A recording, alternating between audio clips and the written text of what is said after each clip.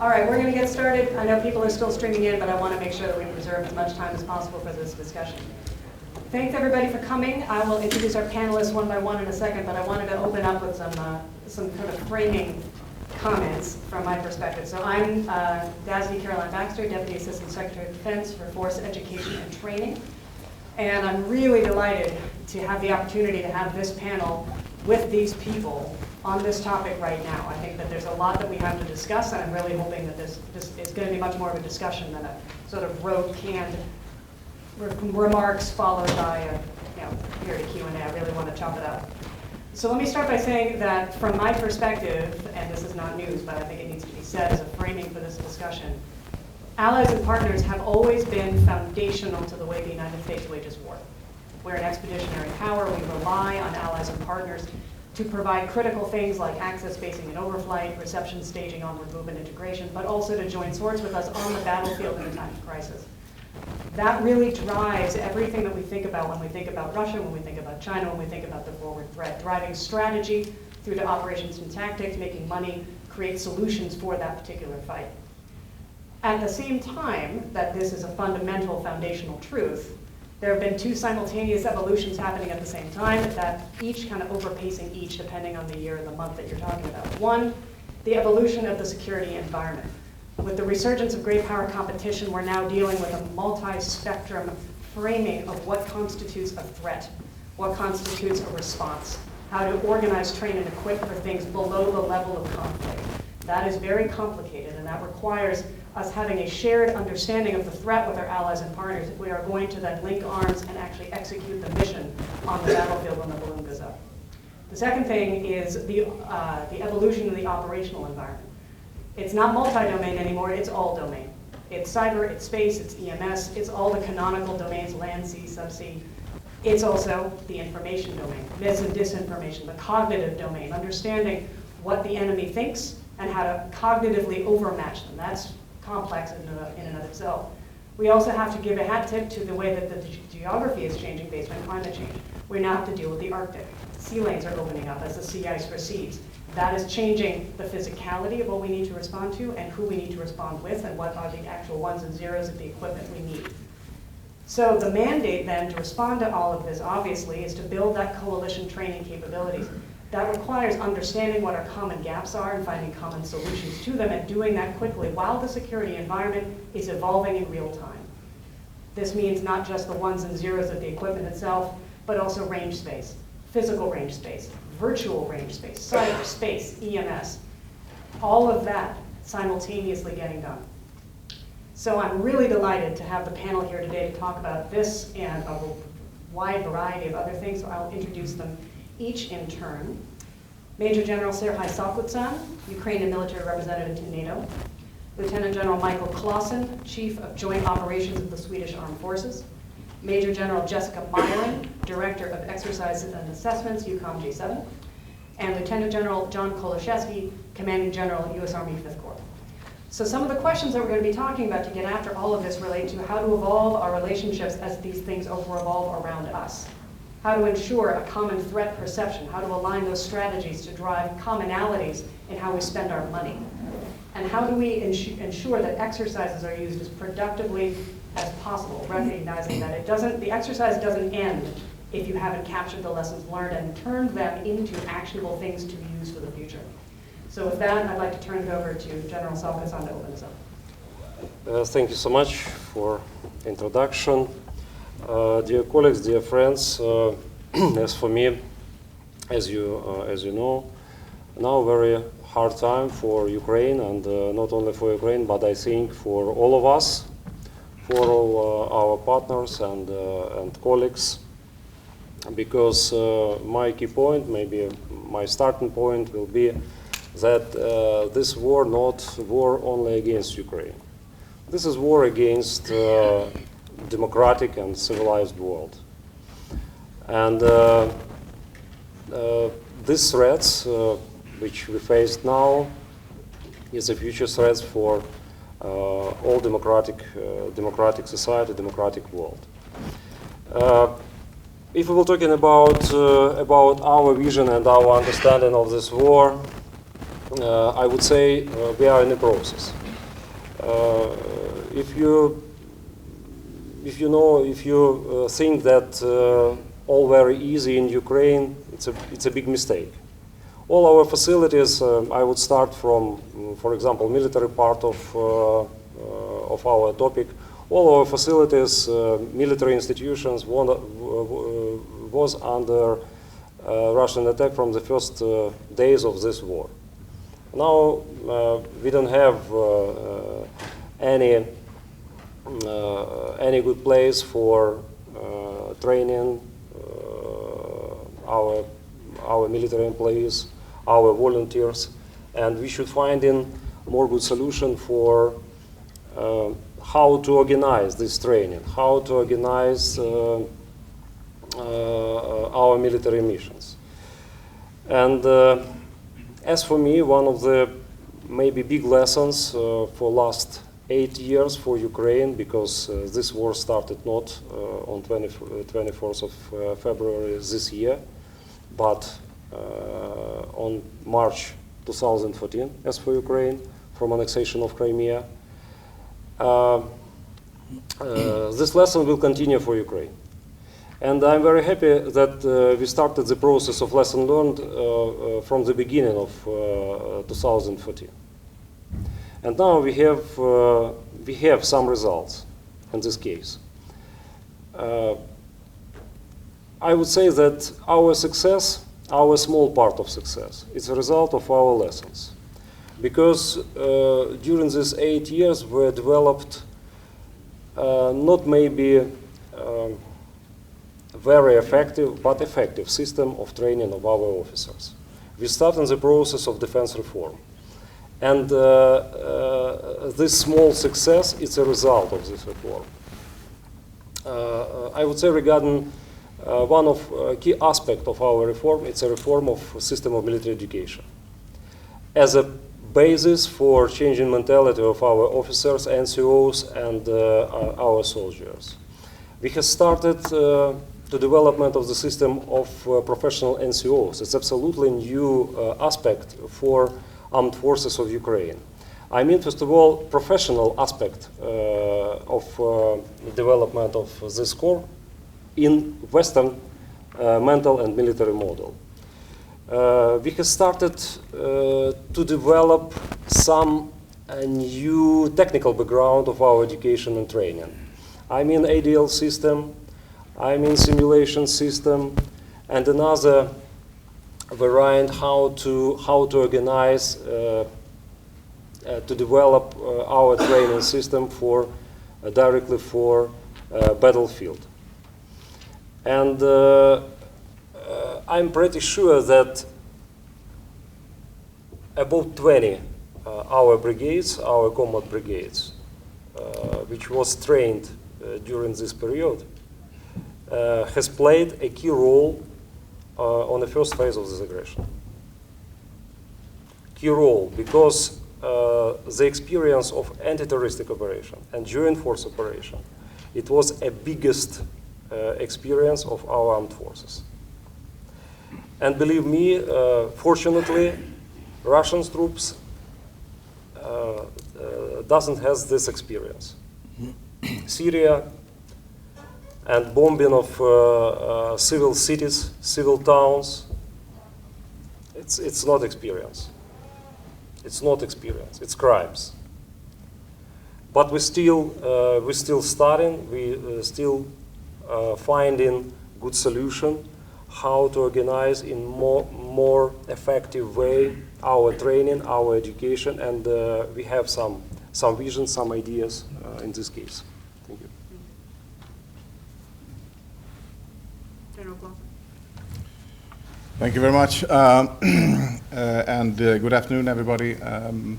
To start with, I'm really humbled by the fact that I have the chance to be on such a distinguished panel, and also to be on a panel together with a representative of the Ukrainian Armed Forces. We are absolutely in favor to you for the courageous fight that you are undertaking right now. So thank you very much, Sari, for your insights.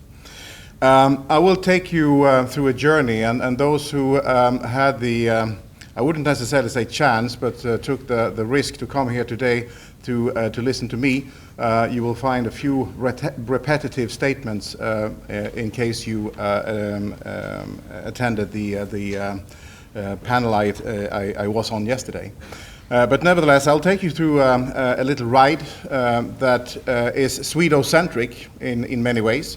However, I would believe that it applies also to other, not the least European countries. And I will do that by addressing the items of position from a general perspective, challenges and tools. So, if I can have the globe slide, please. Thank you very much. This is just to point out, and I really tried not to use a Swedo-centric image in that regard, but instead to show some of the complexity of geography. And as you all know, we are many countries that have emerged from an eternal era of peace, which I always talk about with in a sarcastic tone, i.e. the 20-25 years where we rightly engaged in international crisis management, etc., but we failed to maintain a balance between, let's say, a basic defense capability, a joint warfighting capability at the same time. We failed to wake up in 2008 when Russia attacked Georgia. We woke up slightly when Crimea was occupied illegally. And we have finally woken up as we now see how things have developed since February 24th. Also in our case, we entered on the path of a defense reform that was initiated 2015 in order to fulfill a redirection from international crisis management back to a national territorial defense based on our assessments on where Russia was going. It means increased resources, but it also means that it takes time to turn the tide. And one conclusion is that long-standing and long-term direction and guidance from the political level really works, because we are optimized for international crisis management. And that's part of the aspects that makes it a challenge to continue on this path. So moving to challenges, we can only look at the slide and hopefully draw the conclusion that, well, not only Sweden, but let's say the Nordic countries are in not necessarily dire straits compared to what is happening in Ukraine, but it's definitely a complex geographical position where the European continent or the continental type of issues and fault lines link up with the Baltic Sea region, which is in itself interlinked with the Arctic. And as was mentioned by the moderator, Baxter, that does not exclude other actors. We have a situation where China is pushing diplomatically to become part of the Arctic Council and referring to themselves as a near-Arctic nation. That's quite impressive in many ways, but nevertheless, it connects sort of other actors than Russia, even though that is the current issue also for us. Except for the complex geography and the difficult neighbors, we also have to refocus on how to constitute the fundament for training and capability building and operations. Joint warfighting capability, together with the fact that we are now applicants to join NATO, as you well know, and that will constitute an issue and a challenge in itself to integrate with the alliance. We are also, as was mentioned by my Ukrainian colleague, in a situation where we talk about war against society. It's nothing new under the sun, but we have had to redefine and rediscover, better said, what real war really looks like.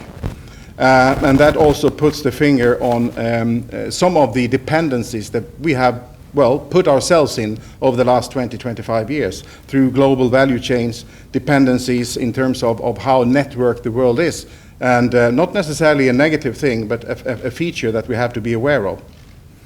We have sort of changed the position of what real war means and what it looks like, as I said.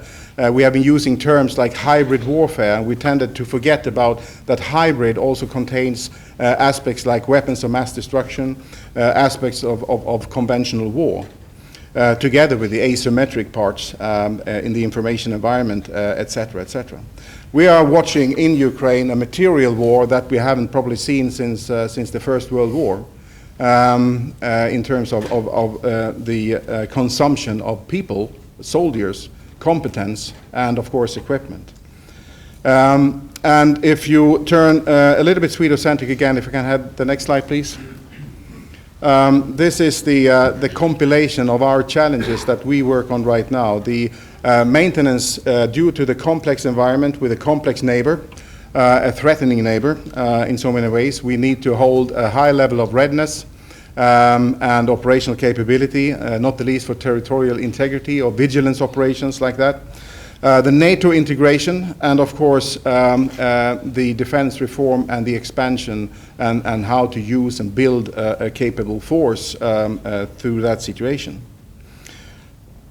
Last but not least, tools. We use the term active defense, where we have to operate and train basically at the same time, or at least we have to be able to flip the switch and do that basically without any pre-warning. That works well for the Navy, that works well for the Air Force, or better for the Air Force than for the Army. So there's still some challenges, even though we are working hard on getting there. And that really addresses some of the issues in terms of training. We have to train with partners and allies that put, again, the finger on the interoperability issue. Technical interoperability, conceptual interoperability, and at the end of the day, interoperability of minds built on trust. We have to work with civil society. I mentioned war against society. That also touches upon the fact that, well, we have to include what society looks like today, and again, the dependencies that we are in, and make that a part of the training of the operational environment, and thus also a provision for how and to what extent we train. If I can finalize my intervention by just stating a few things about a wish list. I would like to see a high degree of simulator interoperability between allies and partners, built on code, for example. I would like to see scenario build-ups for wargaming and simulations that reflect some of the complexities that I've touched on. And I would also see a more integrated development together with the industry in terms of where we go with training support through simulation and such equipment. So thank you very much for listening. I will echo my previous panelists' appreciation for being on today's panel. This is a great opportunity, and I appreciate the chance to talk to you a little bit about what I'm doing at U.S. European Command as the Exercise and Assessments Director. Underneath my span of control, if you will, are three focus areas. I'll just share it with you before I step into my remarks. The first is our joint exercise and training, which I'll spend most of my time talking about, but I also wanted to give voice to the assessments work that we do within my directorate, both up and out to the Joint Staff and OSD as required, but also down and in as we execute our operations, activities, and investments. We take a look at, did we achieve the effects we intended to? And then also under my responsibility is a division that gets after the wargaming, modeling and simulation, readiness, as well as lessons learned. So General Cavoli is the commander of US EUCOM. He took command on the 1st of August, and shortly after he took command, he made opening remarks at our EUCOM exercise coordination conference in early August. And his comment to the group has been quoted many times, and I think is a great context to set as I give you my perspective, and that is, he said, exercising is the most important activity that we do next to operations. It's music to my ears. It energized the group that had convened for that conference, and it's been remarkable to see Component Command and other senior leaders reach for that quote in order to center our focus. Why do we exercise? I think some of that has already been established by the previous comments. We exercise to build our readiness internally to our organization, but across all of our allies and partners. We exercise to improve our interoperability, likewise, internally across our services, across our components, and across the collection of allies and partners. And we exercise to reassure each other that we've got the capabilities we say we have, that we're working toward the interoperability that we need, and that we're preserving and maintaining that readiness in order to present that enduring advantage. But we also exercise because it's an opportunity to demonstrate our capability and our capacity and our cohesiveness, which ends up being a very powerful deterrent effect. That ends up being a very important byproduct of why we exercise.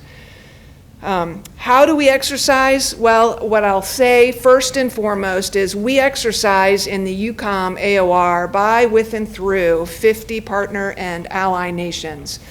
We couldn't do a single thing in our AOR without the ally and partner cooperation, support, and collaboration. You know the answer to this question. We exercise via command post exercises, we have tabletop exercises, we do senior leader seminars, we do field training exercises, so that's the kind of the how. And we bin those activities into 3 tiers. The first tier, tier 1, is the way we focus exercise activities to improve our headquarters' ability, the ability of our headquarters to function as a staff, not only at EUCOM, but across the headquarter entities within the components. That's tier 1. Tier 2 exercise activities are those activities that rehearse and improve the capacity and capability of our joint task forces.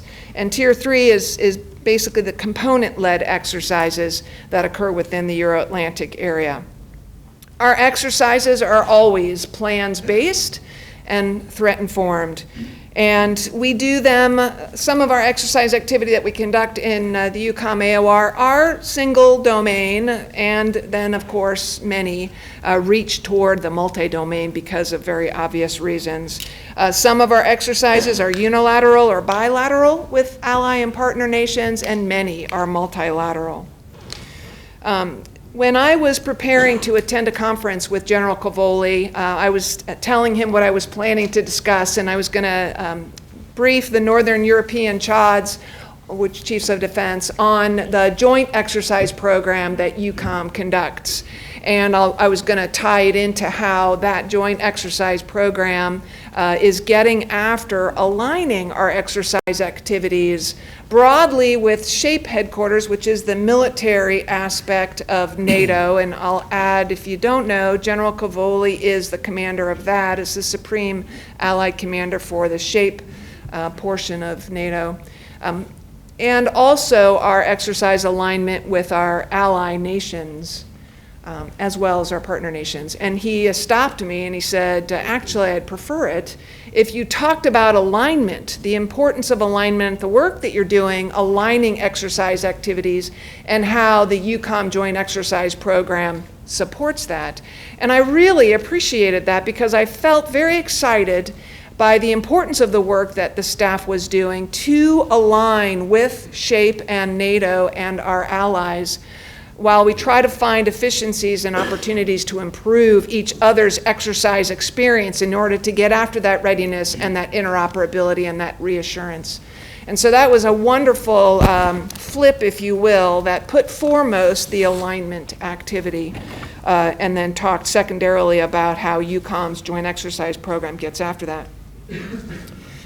So another interesting development that's occurred over the course of the last 12 to 24 months in the NATO parlance is an acknowledgement that we need to focus on a real world threat. And what I mean by that is for very important and for political reasons, there had been a practice, or still is, we need to reassure political leaders within NATO that this is appropriate and safe to do, and they need to give our blessing in order to do it. But on the military side, there's an acknowledgement that if we're going to be plans-based, And there's a lot of very important plans work that is ongoing within NATO, and EUCOM's plans are coming in underneath that activity.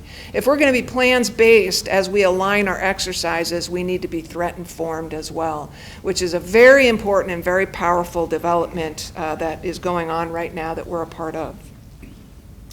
The last thing that supports how we align our exercise activities to NATO is the work that the EUCOM J6 is doing. And I foot stomp, it's the J6 that's doing, and I'm probably the least qualified to delve into the details of this because I'm not a J6 person. But as a J7 person, I'm extremely encouraged and energized by the tremendous work that is going on within the J6 in order to create a NATO-focused mission partner environment. And what this NATO-focused mission partner environment is doing is enabling information sharing across the alliance via a single and probably most importantly a persistent information domain connecting EUCOM and NATO commands and NATO and partner nations so that we can communicate, information share, collaborate in a secure command and control environment.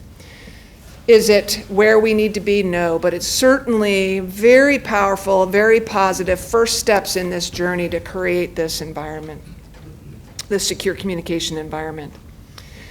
So that's the alignment activity that's ongoing. Let me speak just very briefly about the Joint Exercise Program at EUCOM that supports it. So holistically across the AOR, there are about 150 exercise activities that occur on any given day, and they are as small as 5 soldiers and a jeep, and as large as thousands of personnel and associated equipment. Most of those 150 exercise activities are managed, funded, and attended to by our components. About 15 to 20 exercises rise to the level of the Joint Exercise Program because they focus on training the joint force. They have a globally integrated perspective to them. They touch on or delve into the all-domain operations realm. They support the command's integrated campaigning and training activities, and they increase the joint context of exercise, the preponderance of those exercise activities that occur at the component levels. An example of this approach is the chairman of the Joint Chiefs of Staff General Milley's initiative to conduct annually a large-scale global exercise, which is exactly what that title references. It's large, it's global, and it occurs by incorporating multiple combatant commands. The threat focus in the odd years is against the China threat, and the focus in the even years is against a Russia threat. The first iteration of the large-scale global exercise occurred in 21, and the idea was hatched, and the time to idea to execution was very, very short, and so it was kind of a hasty execution, which was very good, great lessons learned from it, but it certainly didn't achieve all that a large-scale global exercise will realize in time. 22 then became our turn to do a Russia-focused large-scale global exercise, which still felt kind of hasty because typically we take 12 to 18 months to think of, plan, and execute an exercise. And I'll speak from my point of view. I think there's an opportunity to squeeze that down if we're going to be agile going forward. How we do that, I'm not fully, I haven't fully thought that through yet, but it's certainly something I'm energizing my staff on. But the point I'm trying to make is the mentality of exercise planners is, if you want me to deliver something that's large and complex and global in scale, I'm going to need a minute to plan that in order to execute it well. And so even with 22 being a Russia problem set focus, we felt a little constraint that we really hadn't sufficient time to flesh it out. Well, long story short, we had to call it off because we had more important things to focus on in the AOR than executing this large-scale global exercise. So I bring that up to say 23 becomes a very interesting opportunity because it'll be Indo-PACOM focused again, and they've had the sufficient time to plan what will be executed in the summer months. And I share that while it is a China focus, there will be EUCOM play in that exercise. Again, getting at the multi-combatant command global aspect of that exercise. Another way that EUCOM is working very diligently to build allies and partners' training capacity and therefore raise our training results is through two authorities that were given to us by Congress. The first given in fiscal year 26 NDAA, and it's from section 321, which basically gives EUCOM the authority, while training U.S. forces, to invite friendly forces, friendly foreign nations to come alongside. So the preponderance of the training result is derived by the U.S. forces, but we invite friendly forces to participate in those exercises in order to raise the exercise game and improve the exercise benefits. And the authority allows us to fund 14 nations that are on this friendly foreign countries and partner nation list to help offset some of the expenses that they maybe struggle with. Expenses like food and fuel, lodging and life support, transportation and training ammo. We're able to offset those costs in order to bring those friendly forces into our U.S. training opportunities. So that's one authority, 321, that allows us to increase training capacity of our allies and partners. Another authority is out of section 1251, and the numbers are not that important. The focus is. And the focus of that second authority, there are 20 nations that we are able to exercise with, where the preponderance of the training benefit is realized by the participating nations. And it's usually a multinational exercise. So there are multiple nations along with U.S. forces attending to some training objectives. And in the case of the U.S. World Bank developing nation reflection, we're able to, likewise with the other authority, fund some of those exercise expenses that might be burdensome or obstacles to participating in some of these exercises that are out there and available. And I want to spend a minute on what I touched on earlier, which is the work that the J6 is doing, because I think it's really relevant. Again, I'm foot stomping. I'm not a J6 subject matter expert, but I do admire and I believe that there is some real power into what the J6 is doing on their NATO-focused EUCOM mission partner environment. What they're doing is they're enabling effective and secure information sharing between EUCOM, SHAPE, NATO C2 nodes, allies, and partners. They're using exercises in order to provide real-time testing with operational users. And this is a first from an exercise perspective. As I mentioned earlier, we have a joint exercise program, and it is enabled with joint funding that comes to us from the Joint Staff. In the odd years, it's a tune of about $80 million, and in the even years, it's about $120 million. So it's a good amount of money. And through that funding, we're able to bring exercises into that portfolio and use some of that joint funding to offset some of the expenses that the components may be struggling with in order to execute these exercise objectives. And 3 of the 4 exercises in FY23 that were NATO exercises that we were able to bring into our joint exercise program and therefore fund center around command and control and computer-related exercise activities, specifically Cyber Coalition, CWIX, which I'll talk about in a moment, and Steadfast Cobalt. But what this exercise activity does is it creates the opportunity for the J6 community to take the Joint All-Domain Command and Control concept, the JADC2 concept, lines of effort, and create EUCOM lines of effort that allow us to get to a federated, secure network that enables us to collaborate and communicate with our allies and partners as we exercise, and all of that ultimately so that we can do that when it counts. Those JADC2 lines of effort, I'm just going to list them ever so quickly so that when I talk very briefly about the J6 lines of effort, it'll be a little more meaningful.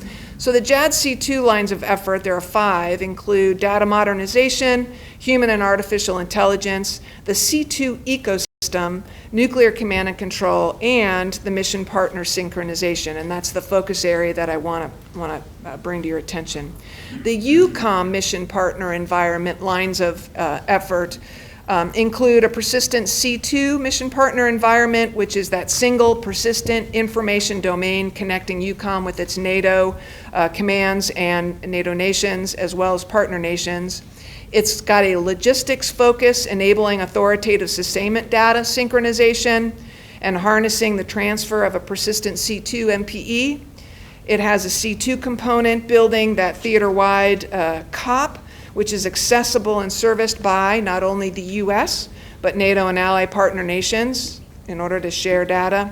And then that exercise aspect, which I mentioned earlier. The exercise, CWIX, stands for Coalition Warrior Interoperability, Exploitation, Experimentation, Examination Exercise. And CWIX becomes a very important opportunity to generate those models and discover cost-effective solutions in order to advance our C2 interoperability. And then, of course, the integration piece, which is the speeding up of that interoperability and finding ways to shorten the concept to launch timelines so that we're able to get after those. So my intent there was to orient you to what we're doing in UCOM, particularly highlighting those alignment activities that we're doing, and just share with you what we've got going on in our joint exercise program. Thank you. Okay, I think I'm last.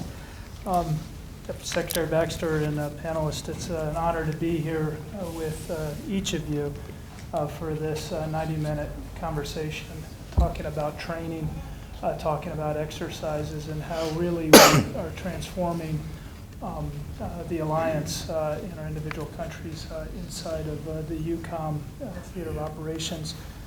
So just a bit of context. So as mentioned, I'm the 5th Corps Commanding General. 5th Corps is one of the U.S. Army's 4 corps. My corps is specifically focused in Europe, on Europe. I'm assigned to U.S. European Command. I am under U.S. command and control. I'm not a part of NATO force structure, but obviously we work very closely with the NATO corps and divisions, as well as each of the different countries inside of Europe. The Corps was inactivated in 2013, and then it was reactivated in 2020. And then through a very deliberate, very rapid certification process, we've achieved FOC just about a year ago, after a warfighter exercises, which is a big constructive exercise that we executed. And then we had a very deliberate plan to assume responsibilities for assigned and rotational Army forces in Europe. And it was spread over 18 to 24 months. But obviously our plans in the security environment there in Europe dramatically changed on the 24th of February as Russia executed an unlawful and unprovoked attack into Ukraine. While it has been very heartbreaking to see and hear the images and stories that are coming out of Ukraine, I'll tell you the resiliency of the Ukrainian people, the tenacity of their military, and the galvanization of the support from the West to provide them assistance has truly been inspirational. It has also provided a historic opportunity for NATO, for the alliance, as it focuses on collective defense and large-scale combat operations. So I've not seen cohesion in Europe as great as it is right now amongst the alliance members.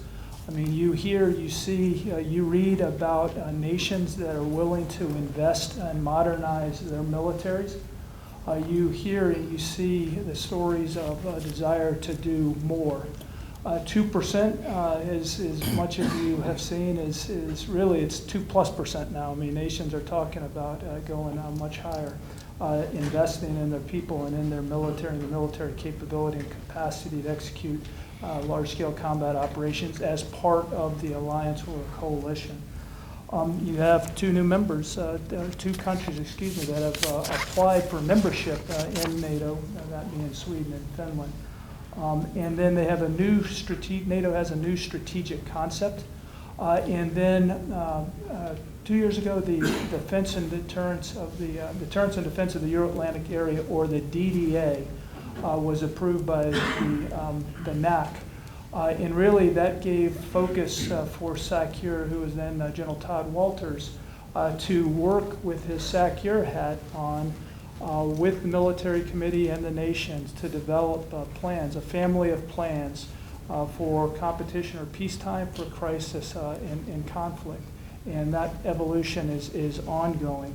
And as a part of that, that will then generate force requirements. And those force requirements will then look to be filled by a new NATO force model in terms of nations that are responsible, that are aligned or an integral part of the regional plans, that part of that family of plans that I mentioned.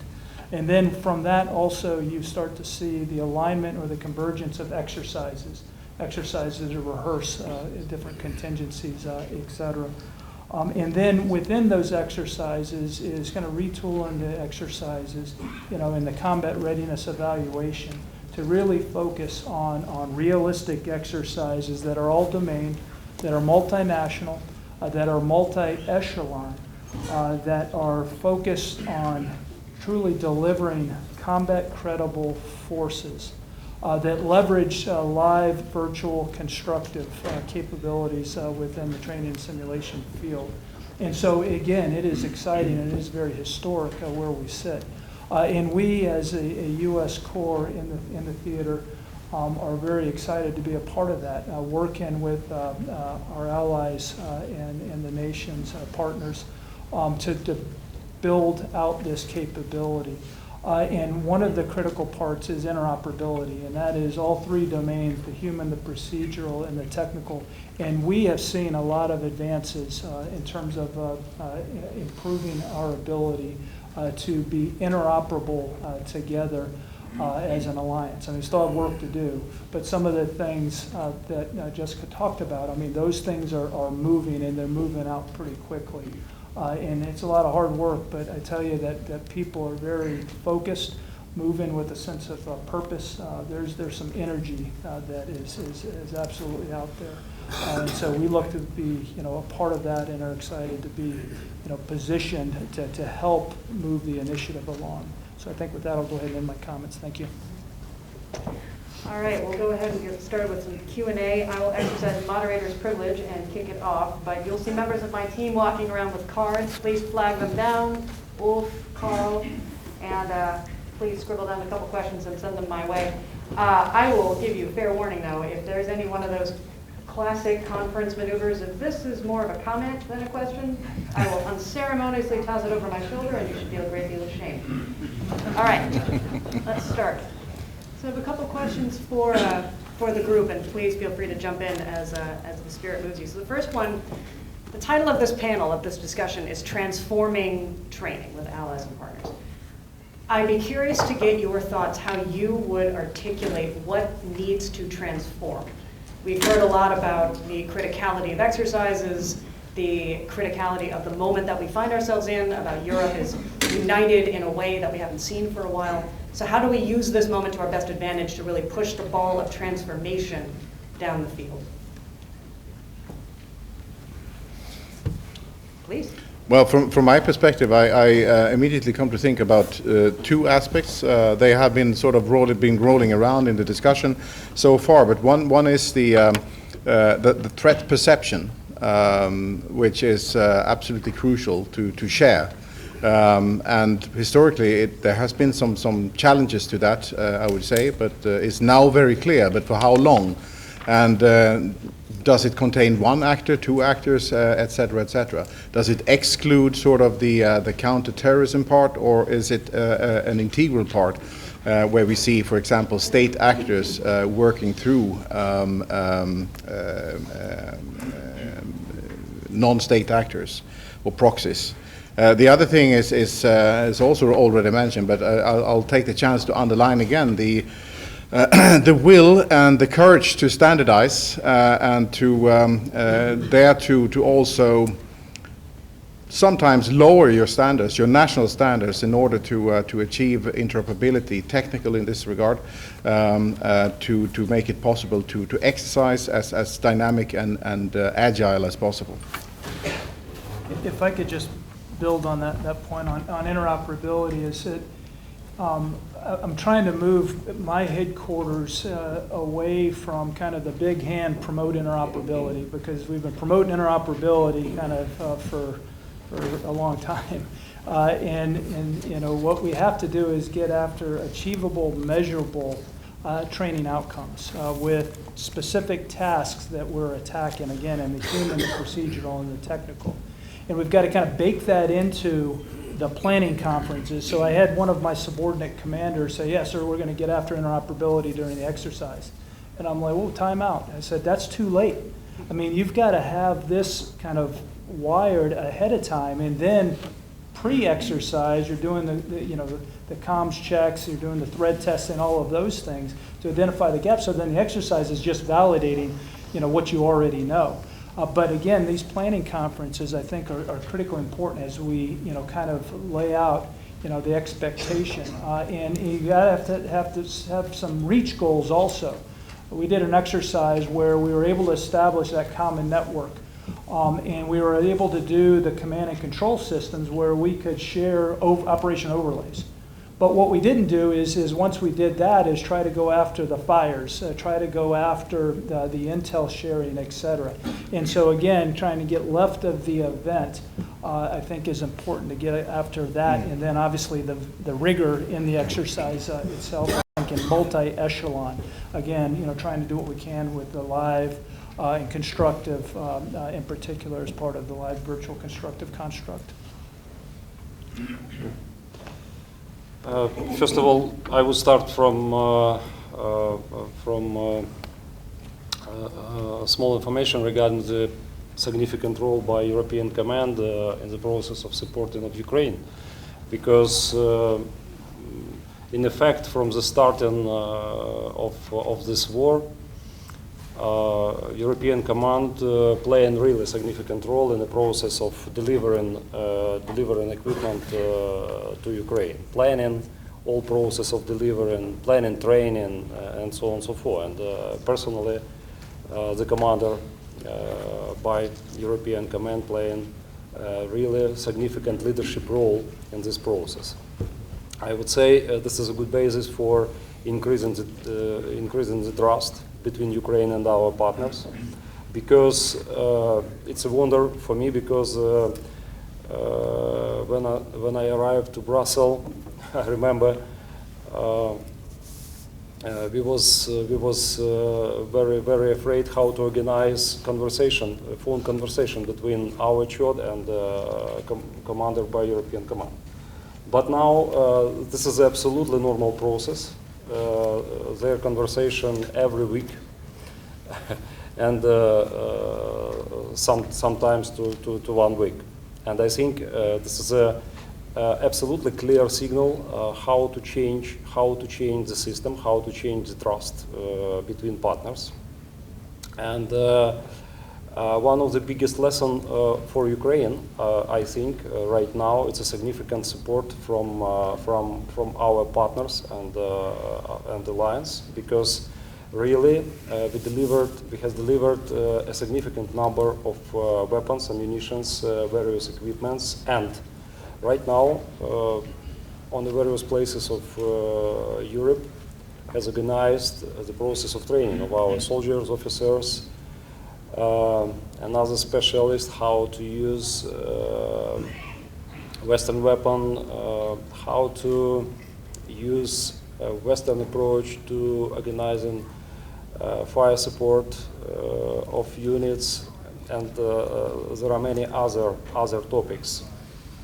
And I think this is one of the biggest lessons for Ukraine and for our partners. And I think it should be a starting point for more close cooperation between Ukraine, NATO, our alliance, and partners.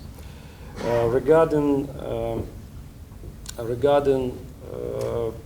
some threats and how to utilize our experience and maybe our mistakes from the beginning of this war, I would say that before the war, unfortunately, we have been very specific imagine regarding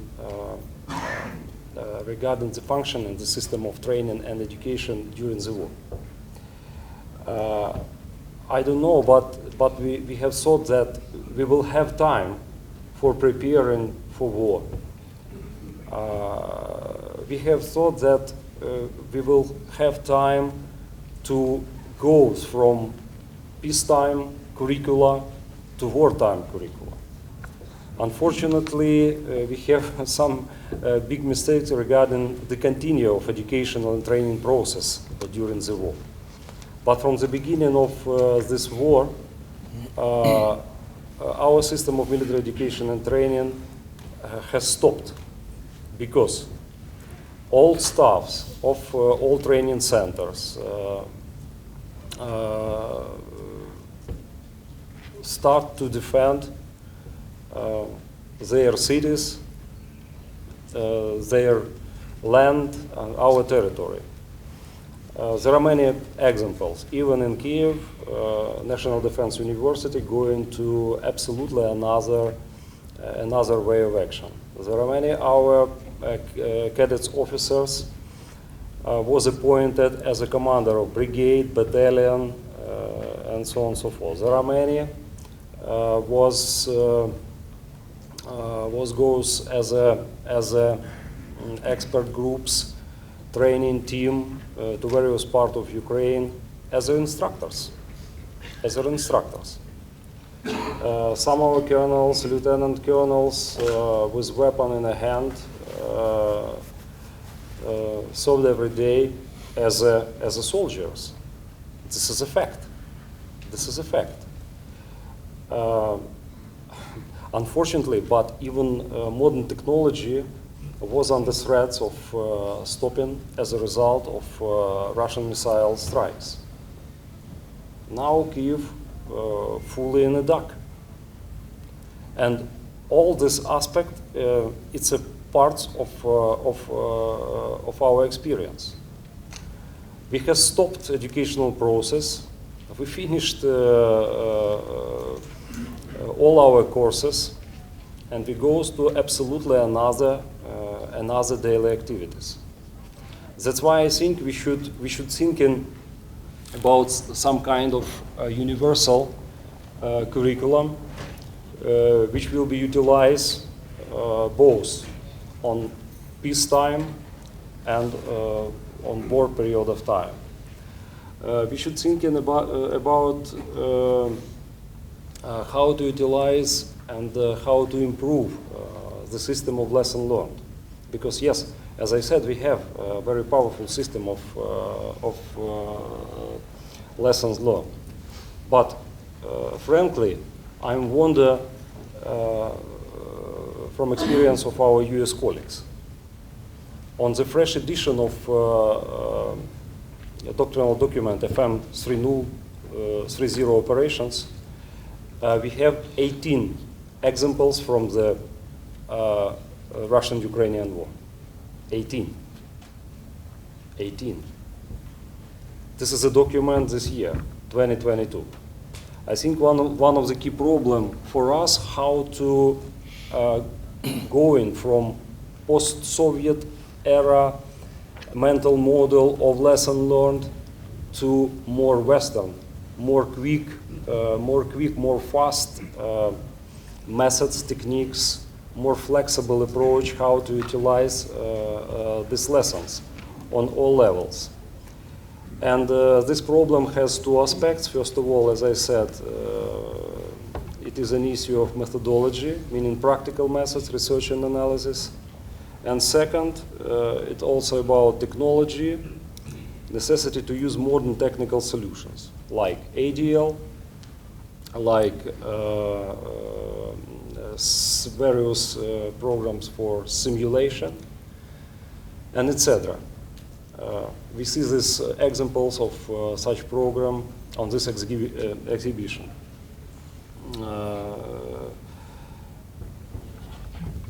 And one of my key point, we should talking about some kind of new model of creation of system of lesson learned and system of utilization of lesson learned. It will be demand driven and ad hoc solutions, first of all, because unfortunately we don't have there are many recipes for any variants of war, for few variants of enemies, and this is really the biggest problem. Thank you. Baxter, if I could just offer a pearl of wisdom I picked up yesterday to your question about what needs, what do we need to do to transform? I was struck by a conversation in one of the breakouts yesterday, challenging our lexicon. We reach for and maybe overuse the term interoperability when in fact we should be talking about interdependence. And I loved that comment because when you're interdependent, you're only as strong as your weakest partner, or your partner's weakness is also your weakness when you're interdependent. And I think there is some work to be done there on how we discuss the ways that I'll just speak for myself. I'm going to think about alignment of my exercise program with the Alliance and our partner exercise programs, not quickly and stopping at interoperability, but digging a little deeper to understand what does it mean when we say that we're interdependent, and those areas of weakness, where do we kind of float all boats, bring that up and float all boats. And so I just kind of offer that concept as another answer to your question. And if I could jump on that actually, General Myron, I think that idea of interdependence goes a long way to executing the realities of what we've been talking about before, the technical, the intellectual, and the cognitive interoperability that we want. If we have that interdependence and that cognitive level, interdependency will actually come evolving soon. I think that makes a lot of sense. General Clark, General Polshis? Just following on the lessons learned that is very, very important. But then also it's what do you do with those observations, and how do you then feed it into your professional military education, as well as into those training platforms that you have. I mean, be it for the U.S. Army, our combat training centers, our DIRT CTCs out in California, Fort Polk, Louisiana, and Hohenfels, Germany. So adapting the threat and adapting the employment of capabilities based on what we've learned coming out of that. And so the Center for Army Lessons Learned came out and has captured those documents, or documented those observations, those lessons learned to help kind of feed the force so that commanders can start rethinking about the employment of their units. So that's a good point. Well, my only additional comment would be then the importance again of not only ADL but also distributed exercise activities in a more or less standardized format, but also with open interfaces to bring in lessons identified at the speed of relevance, as everybody's talking about nowadays. But the speed of relevance in this context, addressing sort of the requirements in the field. For example, we had a very clear example this winter, this spring, when our Ukrainian friends were to take part in the Viking exercise, which is a distributed exercise built on an MOU between Sweden and the US, where unfortunately the war broke out, and at the very last phase of the preparations, Ukraine had to say no, but with a very strong statement of the importance of such exercises made by the head of the National Defense University in Kyiv. So distributed exercises, standardized formats, and ready to use. If I may, I would like to add some practical examples of utilization of lessons learned. It's a real Ukrainian experience from various spheres. First of all, we have a separate branch. I think like all of our partners, it's a territorial defense forces. Territorial defense forces has a very, very interesting history in Ukraine because a long period of time we have discussed how to organize territorial defense forces and what is the vision of territorial defense forces. And as a result, we have organized territorial defense forces before the war. But for the short period of time, my colleagues, my friends from territorial defense forces has organized very interesting system, and they utilized experience of development of some kind of informational hub, informational platform for various kind of military employees, for some civilians, volunteers, and this platform consists of some examples how to use light weapon, light armor, how to use javelin, for example, and something else. They showed for masses some examples of various courses on various topics: cyber security, self-defense, survival, and so on and so forth. Another very interesting example. I think all Ukrainians know smartphone application Deter. It's a very interesting application. All we have this application in our smartphones. It's an official application where we have all our documents from passport and so on and so forth. And when Russian Federation has started massive attacks, missile attacks against our civilian object of critical infrastructure, they actively used cruise launcher, cruise missiles, as you know. And the specific of these missiles, it's a very low speed, and they fly maybe 100 meters on the surface. And using this technology, our specialists developed a cell phone application through which civilians are encouraged to report when they see any of Russian cruise missiles or Iranian loitering munitions cruising to their targets anywhere on the Ukraine territory. Why not? And this is work. Because before there are many of our citizens share this information due to social networks, social media. But in one time, this is a very dangerous information for our enemies, because they're studying this information, our social media, and providing some measures to prepare a next missile strike to our object of critical infrastructure. We have very similar experience of fighting against Iranian drones. Very similar, and I think this is examples of multi-domain experience from political level, from the president of Ukraine up to the private users or private soldier.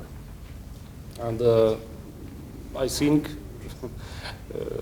this is a very interesting lesson which we'll study and utilize. Thank you. General Clausen, I'd like to ask you a specific question, and it relates to Sweden's decision to join NATO. I'd like you to talk about the journey that Sweden went through to arrive at that decision. training drives money, money requires strategic decisions, and that is a very strategic decision, and I'd be curious to get your thoughts, if you could share them, on how Sweden arrived there.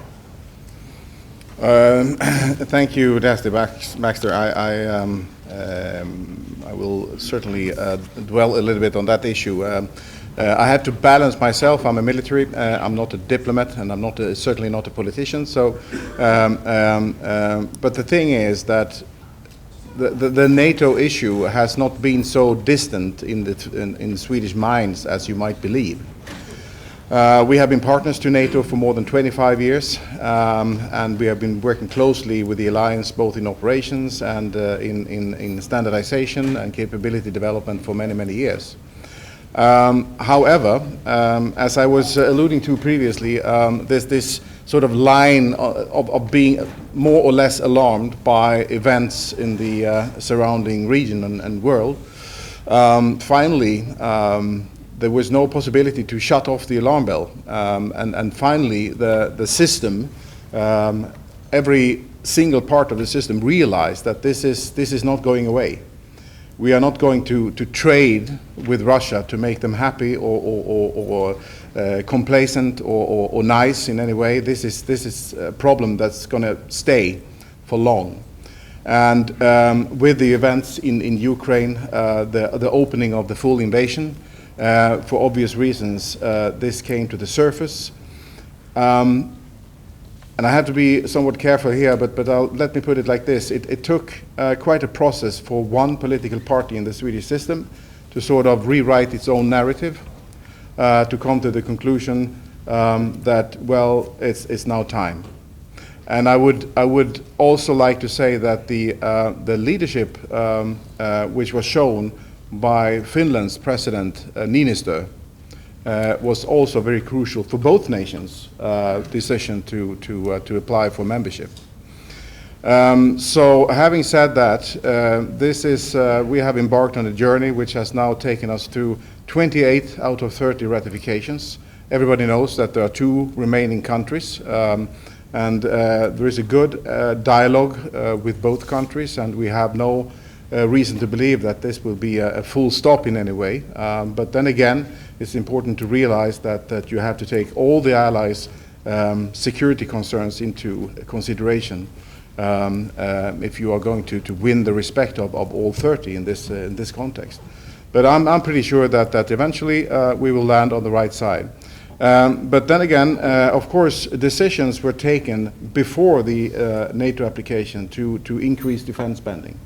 So it's not an effect of the application. That came already in beforehand.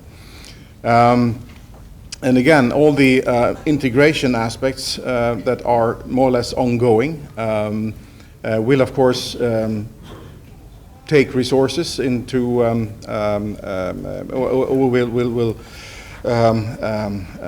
it means that we will have to invest a lot and a lot more probably, but we're willing to do that.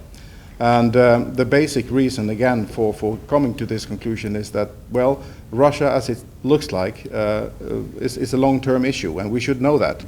We have lived as neighbors to them for 1,000 years, and it has certainly not been a very calm and nice companionship over the years, even though it's distant in history to some extent. But nevertheless, it's a lesson learned, definitely, that security is being built and brought to action together with others, and we are fully committed to that. They would, both Sweden and Finland bring a lot to the table too. I mean, they're very capable militaries, and we've exercised with them for a number of years. Thank you, General, for that comment. May I just say that because I know that there's been a debate in some countries about whether the complexity, and I showed the map certainly, and then showing not the least the 1,340 kilometers of land border between Finland and Russia, which will be brought in to become alliance territory. But hey, exactly as General Kolashevsky said, it's not empty space. It's not empty space. We both countries have capable militaries, and we do have operational plans already in place, executable and resourced. If I can ask General Kolashevsky and General Myron the same question. Can you talk to how we evolve training, concepts, and capabilities to match the pace of change in the UCOM AOR, the process and the means by which we do that? You want to go first? So the way I'm approaching the question is through alignment, and again, inside the very specific exercise execution realm. We are doing work in the lessons learned arena as well, and obviously in the assessments, but the alignment has been critical for us. And so some of the very fundamental things that we've done that aren't very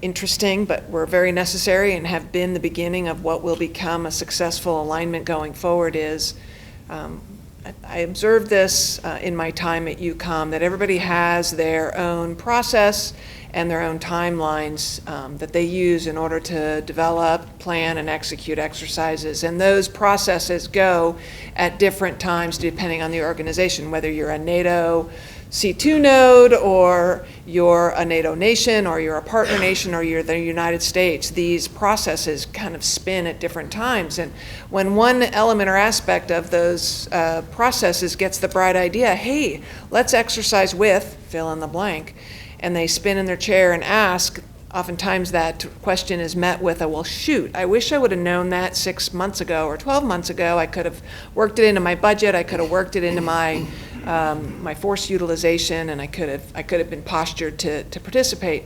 And so what I discovered when I took over a year and a half ago is we need to inform each other and be informed by each other on how we plan and what our timelines are. And the first thing we did with NATO SHAPE was to begin to attend each other's planning conferences. And when we did that, we understood what the long-term views were, and we could begin to posture our long-term views to kind of synchronize some of that planning cycle. And as kind of boring as that sounds, attending each other's planning conferences, it's really yielded tremendous results. And now we're not only attending each other's planning conferences, but we're now posturing ourselves to attend each other's joint life cycle event conferences where we develop concepts, and we have initial planning conferences and mid-planning conferences and final planning conferences. And what that has allowed us to do is to develop these exercise activities fully aligned so that we're sharing exercise objective accomplishment. And what I think that will bring us in time is nobody's got the bandwidth or the capacity to add more to their plate, right? We need to not work harder, we need to work smarter. And I think the more we align our exercise activities and we discover where joining an effort could maybe drop one activity off but will engage in another that is more beneficial, we'll really begin to fully realize the transformation that I think is potential and possible. Yeah, and just to build off of that, earlier this month, in the land domain, LANDCOM, which is the component, the NATO component underneath Allied Command Operations, and U.S. Army Europe Africa, they took part in a combined training conference down in Istanbul, where they laid out, plans, exercises out 24 months. And I think that visibility is important. And then as we start to look at resourcing those and harmonizing them with the national exercise programs, it's going to pay huge dividends. I mean, and I find myself kind of guilty in some of those cases of the good ideas, right? So I have both assigned and rotational forces. So the U.S. Army sends forces that are home stationed here in the continental United States overseas for a period of time. It can be 8 or 9 months. And those units, I mean, it's like a full-out sprint for those 8 or 9 months. And their partners are like, hey, slow down. I mean, we've got other demands on our time here, and so we've got to get better at also living those life cycles and that planning out as far as we can. I think the other thing is that, we talk about investment, and a lot of investment is in things, platforms, technology, those kind. I think and this is something that I share with my allies and partners that I interact with, is that we also need to invest in infrastructure, to include, infrastructure that supports the enterprise, the training enterprise. That can be ranges.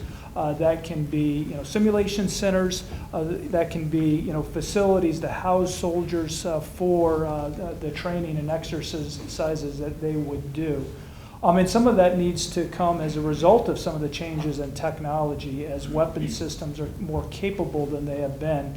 That our surface danger zones, need to grow, which means we maybe need to buy and acquire more land to support the qualification of some of the combat platforms, et cetera. So investing in infrastructure is important, and also investing in military mobility, in rail and roads to give us access north, south, east, west, in support of plans, but also to get to some of the exercises that we could participate in. And so I think those things can help contribute. And then as we look at these planning conferences, as we look at harmonizing the plans, is that what is preventing us from being interoperable or executing the event? Is it policy? Is it authorities? Or is it some technical reason that we can't link systems, together to execute, a training at a scale? And so I think that those things, as we work our way through the next 12 to 18, 24 months, will pay huge dividends if we can at least, stay focused on it and get after it and really kind of chart the path, like Jessica said. That makes a lot of sense. All right, I've got about 67,000 questions from the audience, so let's go through them one by one until, I don't know. For General Salkitson, I'm going to read this verbatim, it's a little long. The joint training we've done has had a good impact with the training forces. What do you see as the most effective joint training methods that have been the best benefit in the current fight? And how do you see AR and VR enhancing that training in kinetic and non-kinetic, i.e. medical training?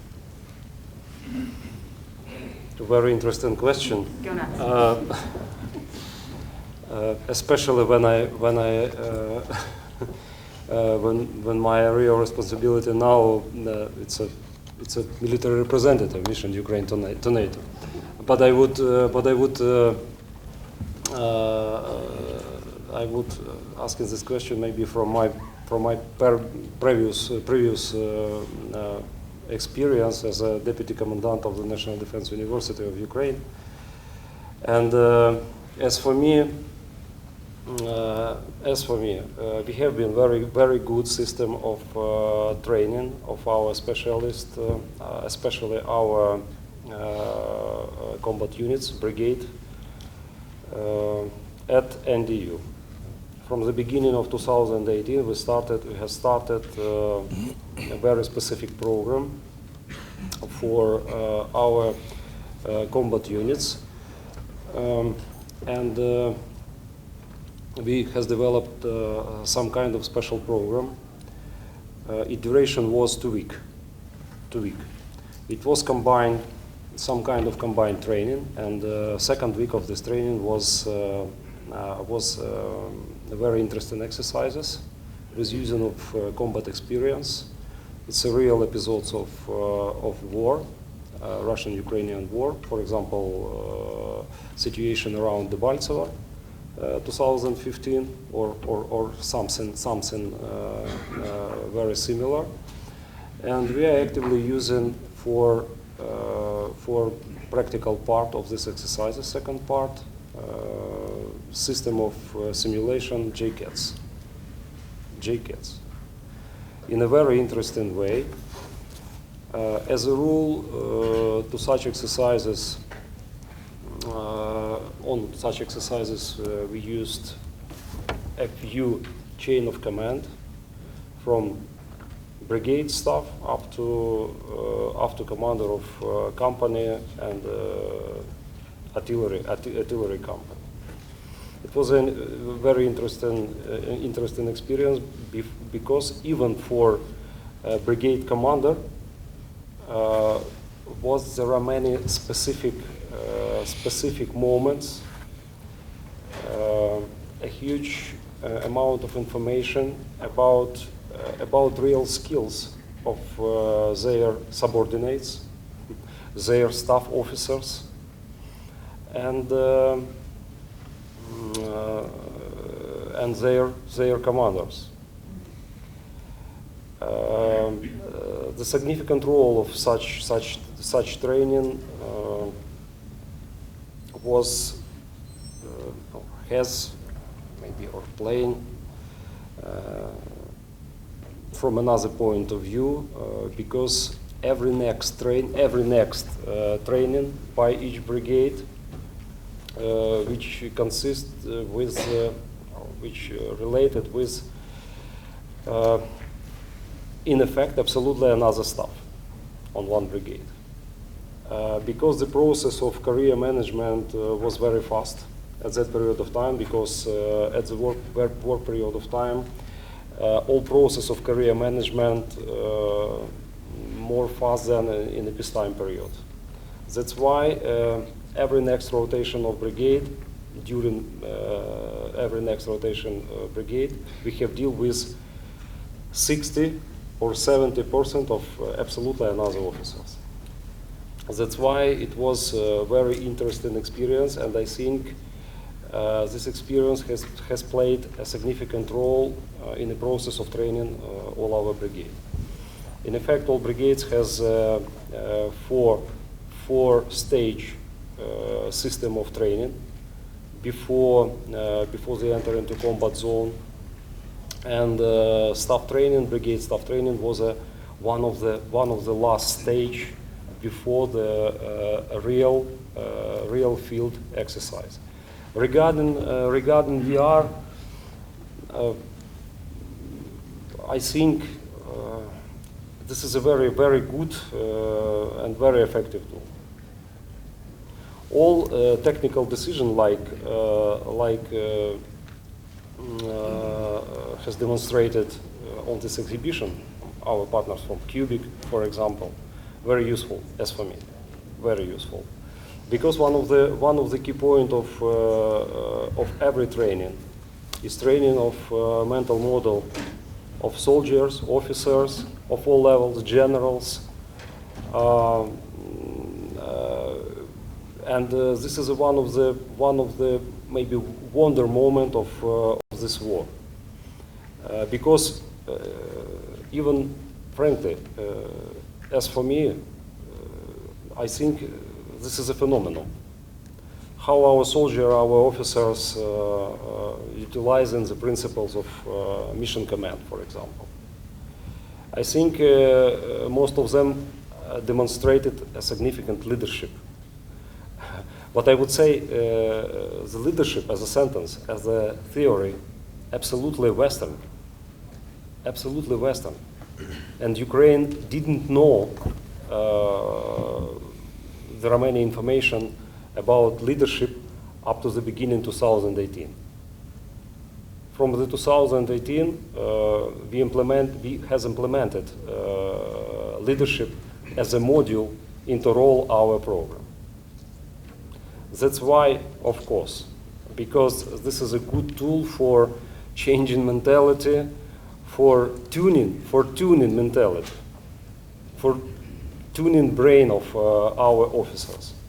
How to use units in another way than our opponents, than our enemies, than the Russians. And what we see in the Russian case, it's a bad Soviet command and control system. Bad Soviet command and control system. Absolutely centralized, based on political decision, not military, but political decision. Because from military point of view, it's absolutely fantastic failed. This war, all operations, from military point of view, it's a biggest mistake. That's why, of course, it's a greatest tool for training our officers and our soldiers, our staffs. going to try to cram 2 questions in the time we've got remaining. Major General Myron, the first one goes to you. And I really like this question because in the background, as we're talking about Russia and Ukraine, and this was mentioned in the things like the large-scale global exercise and other things, China hasn't gone away. We're focusing on the European theater right now. Meanwhile, China remains a pacing threat. China remains a peer adversary. So, General Myron, the C2 effort EUCOM is instituting is essential to sharing information across allied domains. Do you have any recommendations on lessons learned from that we can apply to the Pacific, where we do not have the NATO authorities, but we have Five Eyes instead? Well, I'm sure there are lessons learned and observations that Indo-PACOM would find interesting. I don't know that I am familiar enough on the challenges in the Indo-PACOM AOR to overlay my experiences in the EUCOM AOR, but I'm positively energized by the work we're trying to do in order to, so I think about the way we communicate now as like a series of islands, all of these various networks that the components have developed and that our allies have developed and our partners have developed, and when we've got the network, the NATO secret network, and I'm sure there are NATO C2 networks, so these are all islands, right? And in my very layman approach, I see the work that the J6 is doing is building bridges into this series of networks. And I understand, not deeply, but I understand that the future holds maybe a data-centric approach and not a network-centric approach, but you fight with what you have. And my impression of the work that the J6 is doing is it's making what we have work to the best ability possible. And they're building these gateways or these bridges into these various networks. And maybe it's circuitous, but eventually the vision is if I have data that I need that's in this network over here, I'm going to be able to travel through some gateways and get to it. I would imagine that there's probably some real gold in that approach. Again, trying to take what you have and succeed with it. Meanwhile, you work on the gold standard of the future. And so maybe that's an unsatisfactory answer, but it's the answer I can offer. That I bet, yeah, there's probably some lessons learned, but I might not know what those are. I apologize. All right. Thank you for that. Final question, unless I bend space-time. Although exercises such as Austere Challenge and Trident Juncture are excellent venues for Phase 3 operations, how does EUCOM and NATO train for Phase 1 and 2 in order to get to the fight with the resources required for Phase 3? I can be really brief with that approach. And so what we're doing is a continuum of learning. Austere Challenge becomes a great opportunity to demonstrate that. And it takes time, right? So the plan was in 22 to do a 0-1 phase, right? To do the crisis recognition practice across the headquarters and down to the components. And then in 23, we're going to take a really hard look at where you transfer from crisis recognition into what are you going to do about it. And then in 24, we are going to fully exercise Big Bad Ugly War, Article 5. And then we're going to lather, rinse, repeat. So that's going to be our approach going forward. And when you think about our staff rotation, we lose a third of our staff every summer. I think it's going to work well. That staff will have hopefully 3 touch points, if only 2, and that's better than 1, and it's always Phase 3. And so that's going to be our approach, a continuum of learning. Just that is an area of opportunity. You know, as we look at our exercise program, I mean, traditionally, we're not necessarily focused on getting to the fight. And so, you know, the RSOI, the reception, staging, onward movement, and integration, we don't include in the exercise. I mean, a lot of it's based on time constraints in terms of how long the exercise is. So we kind of gloss over, and same thing with some of the host nation coordination that's necessary. I mean, you know, these are sovereign nations that we have to make sure that our efforts are closely aligned with. And so, you know, I do think that that's a great opportunity, and that's at echelon, you know, for sure. So that's a good point. All right. Well, I think we'll leave it there. Thank you, everybody. Please join me in giving them a round of applause.